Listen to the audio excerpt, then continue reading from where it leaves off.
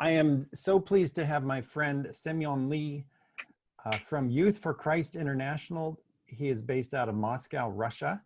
He has been to the mission conference twice, so he is not unknown to us, and we are so glad to see him again today. Semyon, tell me, in the midst of this COVID pandemic, how have your plans changed? I'd like to say a few words of introduction. A lot of people are asking us questions right now about the coronavirus. And for us, it's all a great challenge. Но я хочу сейчас сказать о том, что многие христиане, мы ищем... People are looking for an answer. Why is this happening? Some people are saying this is about the coming of Christ, the return of Christ. Others are saying, no, this is about the coming of the Antichrist. But I don't think we can give a complete answer. But the most important thing here for all of us is that we don't rule out the possibility of meeting with the Lord. The disciples walked to Emmaus after Jesus' crucifixion. And it's written down that along the way, they met Jesus. And the disciples were talking among themselves. They were talking about the events that had taken place. And Jesus came alongside of them and walked with them. But their eyes were blocked, so they couldn't recognize Jesus. They were so wrapped up in what had happened before that they couldn't think about anything else. Today, Christians during this coronavirus pandemic are very similar. We're so wrapped up in what's happening, and our eyes are blocked from seeing Jesus. But Jesus is walking with us. I want to say that my plans have not changed in the least. We are continuing with the same vision we've always had.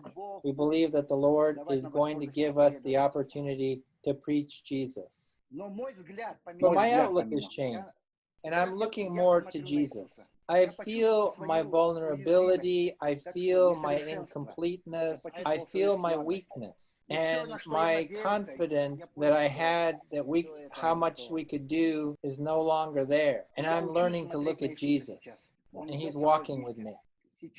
So what we've been doing is just encouraging people to draw close to Jesus. And through the internet, we have a fantastic opportunity to influence people all over the world. So many of our ministry activities, we've just transferred them online. And it seems to me that New Wilmington Mission Conference has done the same thing and is influencing people now through the internet. That's wonderful. Thank you for your inspirational words, Semyon. I think we all needed to hear that today. Can you tell me where you have seen God working through this pandemic situation? So I'd like to say that I see that our young people, our young leaders in the Youth for Christ movement in Central Asia have not stopped following Him and not stopped proclaiming Jesus' name. They continue to preach about Jesus. And that inspires me so much. I'm inspired by these young people because I see they're ready to dedicate themselves to God. Right now, more than 17 of our staff members are sick with coronavirus. So this second wave of illness through the coronavirus is bigger than the first. But it hasn't stopped people from preaching the gospel. So people are experiencing death is very close to them. It's not far away. But that doesn't stop them from preaching the gospel. They're thinking about how can we share this message with others. People are open right now for any kindnesses, any comfort, any help. We believers need to grab hold of that opportunity to share the good news of Jesus. Tell me, how can we be praying for you over the coming months and the coming year? So there's just one thing that I'm asking people to pray for, and that is that we would not lose the fire of our faith, that we would not lose our passion, that we would not lose our resolution to share the gospel. So many people right now are in despair, and we need to keep on sharing the good news of Jesus with them. Semyon, is there anything else you want your friends and family from the mission conference to know? My dear friends, I want to say that we understand this is a difficult time for you as well. All this change that's going on around us, all these restrictions and happenings. Don't let this stop you. Keep on trusting God because He's able to show the way in even the darkest hours. He's still the Lord of Lords right now. He is sitting on the throne. He's the King.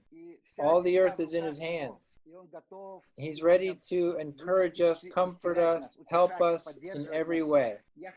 This is not the end. And I believe that our end will be much better than the beginning. Let's live by that faith and that hope. Thank you again, Simeon, for joining us today. And on behalf of the entire conference family, we send our greetings and our love to you and your family. We hope to see you again soon in person. Take care and may God be with you. And I would also like to thank my friend Donald Marsden for assisting in setting up this call and translating for us. Thank you, Donald.